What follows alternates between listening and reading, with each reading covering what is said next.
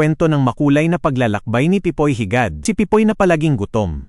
Ang higad habang gumagapang sa sanga, isang araw may isang maliit na higad na nagngangalang Pipoy.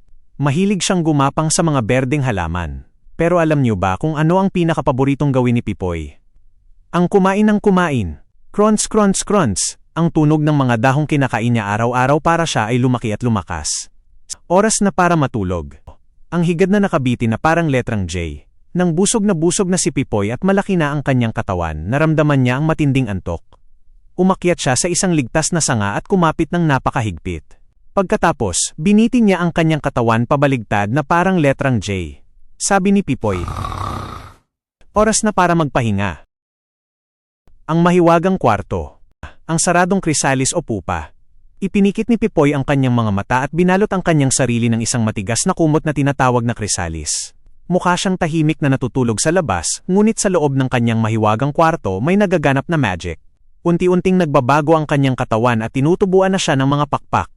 Ang sorpresa sa likod ng kumot. Ang paru-paro habang lumalabas sa krisalis. Paglipas ng ilang araw, biglang may narinig na tunog, crack. Dahan-dahang bumukas ang kanyang kumot.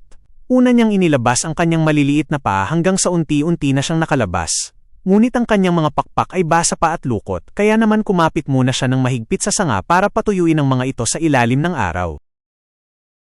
Ang paru-paro na nakabuka ang pakpak sa daliri. Wow! Tumingin ka sa salamin, Pipoy.